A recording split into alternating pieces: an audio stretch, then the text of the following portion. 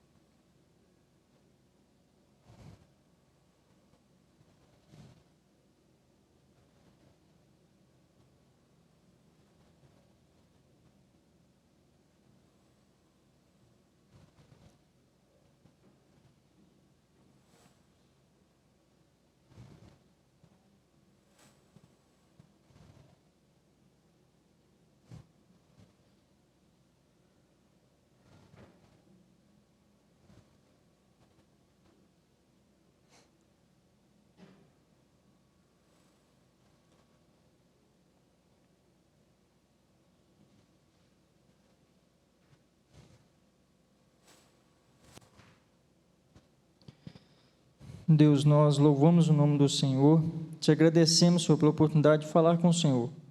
Que o Senhor possa estar acalmando o nosso coração, Deus, e confortando o nosso coração para que podemos confiar somente no Senhor, entregar nossos planos a Ti e entender a vontade do Senhor. Ajuda-nos, Pai, a permanecer firmes e glorificar o Teu nome, Pai, em nome de Jesus. Amém. Vamos mais?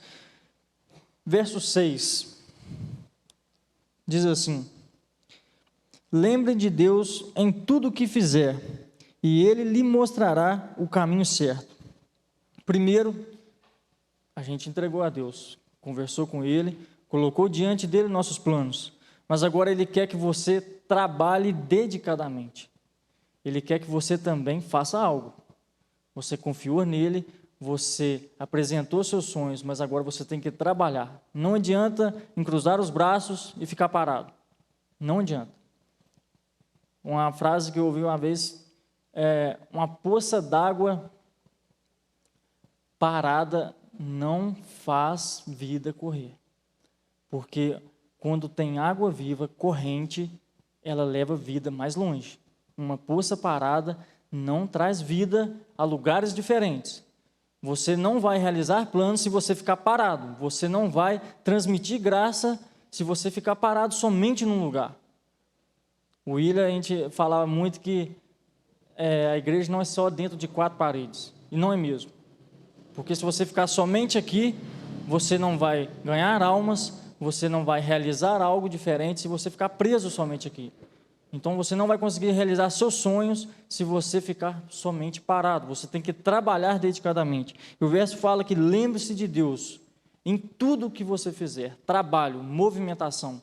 Você tem que agir, senão a coisa também não vai acontecer.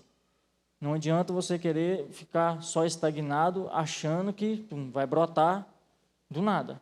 Se Deus te fez permanecer vivo aqui, Ele quer que você trabalhe, Ele quer que você faça algo. Então, trabalhe dedicadamente. Quando você ora, você sabe que Deus está trabalhando. Mas quando na palavra oração diz ação também, você tem que agir, é você trabalhando. Então, você conversa com Deus, você fala a Ele, apresenta a Ele, mas Ele também quer que você age, quer que você faça. Senão, fica difícil você querer achar que Deus vai fazer tudo e você ficar na vida boa, achando que é um príncipe. Não, eu mandei e vai acontecer. A gente vê isso muito hoje na televisão, é difícil você querer ver programas evangélicos, porque, afinal, Deus vai fazer e pronto. Eu estou mandando. As coisas não é assim. Sonhos realizam com vontade de Deus, mas também com o seu trabalho. Então, trabalhe dedicadamente. Mas quando você estiver trabalhando, quando você estiver agindo, um perigo que você tem que evitar é não querer apressar o processo, não querer adiantar, tomar atalhos que não convém. Isso a gente encontra em Provérbios 21:5, que diz assim: quem planeja com cuidado, quem planejar com cuidado é planejar bem, ver as consequências, sonhar com os resultados, mas planejar é você também buscar a sabedoria, como Provérbios, o livro de Provérbios relata isso, sabedoria de Deus, planejar com cuidado. Por quê? Mas o apressado acaba passando necessidade.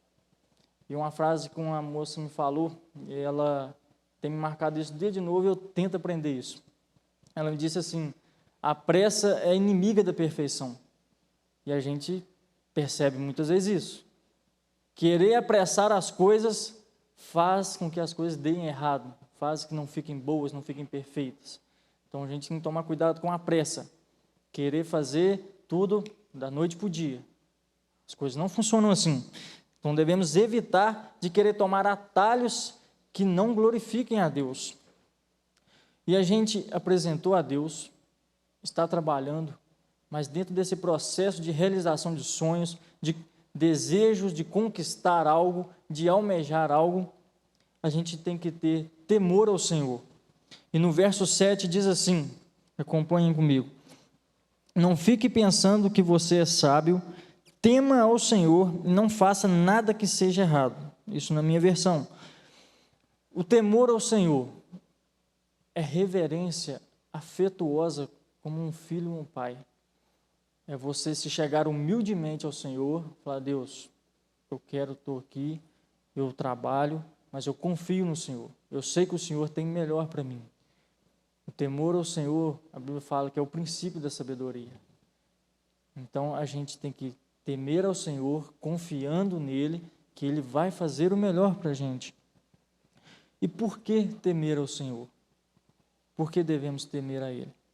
No verso 8 diz assim: pois isso será como bom remédio para curar as suas feridas e aliviar seus sofrimentos. Como dói o processo? Como dói a gente querer realizar algo? Às vezes são pessoas nos machucando, às vezes são situações adversas que nos queiram impedir de realizar algo. A gente viu isso há pouco tempo, quando veio as chuvas e aconteceu muitos deslizamentos e teve gente que ficou apavorada. Às vezes são situações que a gente não tem controle. Mas mesmo quando a gente não tem o controle, Deus está no controle. Já é plano dele. Ele sabe o que está fazendo. Então, você temer ao Senhor é você entregar-se, confiar totalmente a Ele. e saber que Ele vai fazer o melhor. Ele pensa muito mais alto que a gente, Ele conhece muito mais. A gente tem que reconhecer que Deus, Ele é onisciente, Ele é onipresente, então Ele já sabe o que vai acontecer lá, Ele já está lá, a gente não. Ontem aquele negocinho, como é que fala? Podcast. Até que eu comentei que entre os realistas e os sonhadores. Realista é o que trabalha aqui hoje para chegar lá, mas os sonhadores já estão lá. Então a gente deve sonhar lá na frente, mas temendo ao Senhor, porque Ele já está mais à frente. Ele sabe qual será o resultado final. Então tema ao Senhor, confie nele, entregue-se totalmente, não queira desanimar, achar que o percurso está difícil, as dores são maiores que você, porque o nosso Deus é grande, o nosso Deus é poderoso e Ele sabe o que vai fazer. E o pastor tinha até brincado comigo, falou, esse sermão seu vai dar nem 15 minutos. Pensei comigo, é só umas marteladas, rápida, prática para a gente aprender um pouco. Não é coisa nova, está aqui na Bíblia. Está aqui, estava lá, às vezes guardado em cima do armário, mas está ali. Então, assim, não é coisa nova, e às vezes o outro olha para mim que também, mas quem é esse rapaz para falar alguma coisa? Não é questão de mim, mas é o Deus que está fazendo. É o Deus que vai fazer, porque Ele é grandioso. Não se trata de mim, simples instrumento, mas é o Deus que vai realizar esses sonhos, mas vai realizar de acordo com o plano dEle. E por último, queria tratar com vocês no verso 9 e 10, acompanhe aí. Adore a Deus, oferecendo-lhe o que a sua terra produz de melhor. Faça isso e os seus depósitos ficarão cheios de cereais, e você terá tanto vinho que não será capaz de armazenar. Entrega, trabalho, temor ao Senhor. E olha o resultado. Não tinha como dar errado. Está nas mãos dEle. É Ele que faz prosperar. É Ele que faz dar certo. Então não tem como dar errado. E olha a misericórdia, olha a graça que Ele derrama sobre nós. Ele nos dá infinitamente mais. Ele nos dá muito mais do que pensamos. Ontem a gente comentou, eu falei com o pastor, quando a gente sonha sozinho, a gente sonha pequeno. Mas quando a gente sonha com Deus, a gente sonha grande. Porque Ele faz muito mais. E isso está em Efésios 3:20, que diz assim: ora, aquele que é poderoso para fazer infinitamente mais do que tudo quanto pedimos ou pensamos, conforme o seu poder que opera em nós. É o poder de Deus, mas Ele opera em nós. Ele faz muito mais, mas usando humildemente o seu servo que se entrega totalmente a Ele.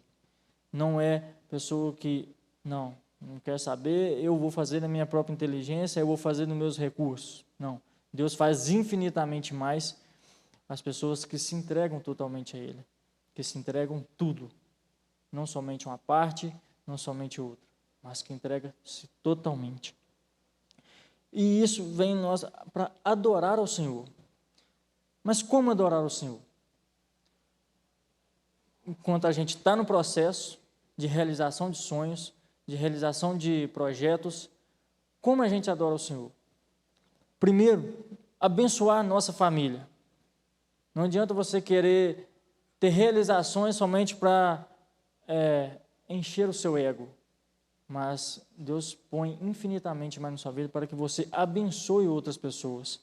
E primeiramente é abençoar a sua família. Isso se encontra em Gênesis 45, de 1 a 15, história de José. E ele fala isso, que Deus colocou ele naquela situação para que ele pudesse abençoar a sua família. Então, abençoe a sua família, irmão. Não queira achar que tudo é para você, somente ser egoísta, alimentar o seu ego, querer acumular somente para aqui na terra e não querer abençoar aqui. Então, procure abençoar outras pessoas. E o segundo ponto é esse: abençoe outras pessoas. Em Atos 4:32 diz assim: Todos os que creram pensavam e sentiam do mesmo modo. Ninguém dizia que as coisas que possuía eram somente suas, mas todos repartiam uns com os outros tudo o que tinham. Abençoar outras pessoas. Em Provérbios ali fala que ele dá quantidade de coisas que não teria como armazenar. Por que isso? É porque Deus deseja que você abençoe outras pessoas. Generosidade. A gente tem que ter generosidade no nosso coração. A gente pedir a Deus, Deus nos dá um coração generoso, porque o Senhor me deu muito mais do que eu posso armazenar, o Senhor deu muito mais do que eu posso suportar. Sejam bênçãos financeiras, sejam emocional, porque às vezes a gente está bem, alegre, lá em cima, mas tem pessoas que estão abatidas. Então, chegue perto dela, compartilhe, fale de Jesus para ela. Então, Deus te dá infinitamente mais para que você possa abençoar outras pessoas. Se você tem muito dinheiro, abençoe outras pessoas. Se você tem muitos recursos, muitas roupas, tem gente que tem roupa à reveria. Não, isso aqui eu não posso porque eu vou usar. Não é assim. Às vezes vai ter roupa que vai ficar lá até morrer. Nunca doa para ninguém. Isso é se apegar. A gente não pode se apegar a essas coisas. A gente tem que abençoar outras pessoas com o que a gente tem. Ninguém aqui não tem muito que não possa receber. A gente fala assim, aquele irmão tem demais. Ninguém tem tanto que não possa receber. E também ninguém tem tão pouco que não possa doar. Generosidade, abençoar outras pessoas. E terceiro, abençoar o reino de Deus. Em 2 Coríntios 9, de 1 a 15, diz isso. A oferta para os irmãos da Judéia. Abençoar o reino, seja financeiramente, seja emocionalmente, seja fazendo companhia. A gente tem que abençoar o reino, evangelizar, confortar um irmão, ajudar a questão financeiramente em obras missionárias. A gente acha que, não, tem que ser grandes quantidades, tem que fazer isso, muito dinheiro. Não, não é assim. Às vezes, a igreja fala assim, vamos doar umas Bíblias. Irmão fala assim, mas... Não. Você doar uma Bíblia é melhor do que você doar, às vezes, um dinheiro. Porque você está dando o poder de Deus. Deus resolveu salvar pela loucura da pregação, a palavra de Deus. Então, a gente tem que abençoar o reino de todas as formas, para que propague o Evangelho, para que proclame o nome de Cristo. Abençoar o reino, muita gente só agarra na questão financeira, não é. Tem várias e várias outras formas de abençoar o reino que a gente nem imagina. Não tenta procurar, falar, não, é só... Muita gente só pensa no dinheiro, no ter. Não é assim. A bênção que Deus derrama sobre nós é infinitamente mais, e para abençoar, tem várias e várias maneiras de fazer isso. Então, sonhos, planejamentos, têm que ser feitos com a sabedoria de Deus e para a glória dele. E penúltimo, sendo grato a Ele por suas dádivas, coloque seu joelho no chão e agradeça a Deus pelo que tem e pelo que não tem também. Porque às vezes a gente fica magoado, amargurado, porque Deus não me deu aquilo. Você sabe por que Ele não te deu? Às vezes Ele está tratando o seu coração ou está te poupando. Então, é bênção do Senhor. Mesmo que a gente não entenda, mas Ele sabe. Por isso a entrega total é a total diferença. Porque quando você entrega, você está confiando. Então você sabe o que é melhor. Você sabe que Ele tem a opção melhor para você. Então se entregue. Confie nele. E por último, não adianta a gente querer sonhar também e não desfrutar do que Deus nos dá. Você desfrutar é uma forma de adorar a Deus. Não faz sentido você querer pedir a Deus bênçãos e quando você recebe, você também não desfrutar. Não tem lógica. Você plantar alguma coisa, esperar não colher, não desfrutar daquele trabalho que você realizou ali, daquela bênção que Deus te deu. Então, desfrute das bênçãos que Deus te dá. E para concluir, irmãos, falei que ia ser bem breve, a gente primeiro entrega-se ao Senhor, alinha-se aos planos dEle, o poder dEle faz que a gente trabalhe, a gente teme ao Senhor durante o processo, a gente adora o Senhor com as realizações que Ele nos dá. Então, irmãos, hoje você está vivo. Só de você estar vivo aqui é oportunidade de você sonhar. Seja para hoje, para amanhã, daqui a anos, sonhe. Planeje. Planejar é você agregar algo, descartar algo. Planejar é você reter o que é bom, fazer o que é certo. Tem que ter planejamento. Um ditado que eu vi o Hernandes falando que, acho que na China, eles planejam 11 meses para executar num. Mas o brasileiro planeja um para executar em 11. Fica difícil. Então, assim, planejamento é você organizar o que deve ser feito, como deve ser feito e com quem deve ser feito. Então, assim, planeje, sonhe, busque isso. A pessoa que não sonhar, que não planejar, é como a poça parada. Não realiza nada, não se move. Então, sonhar é viver. Sonhar também é querer que algo maior aconteça. Ah, mas eu já estou cabelo branco. Está vivo? Sonhe. Está em pé? Sonhe. Está deitado? Sonhe. Quando você estiver respirando, sonhe. Não é sonhar só com as coisas da terra. Sonhe com o reino de Deus. Porque as coisas da terra se limitam só aqui. Mas o céu é eterno. Então você sonhe, não pare de sonhar. Está vivo? Sonhe. Ah, mas sonhe. Aí a pandemia veio. Veio, reconheço que veio pandemia, muitas mortes. A gente pede a Deus que conforte as famílias, nos dê sabedoria para agir nisso, mas não pode parar a gente. Isso é uma atitude que acontece, plano de Deus. Mas você está aqui, vivo, respirando. Então sonhe. Planeje algo. Deus, quero isso. Dá força, me dá sabedoria e vamos para cima. Não pode parar. Certo? Amém? Vamos ficar de pé?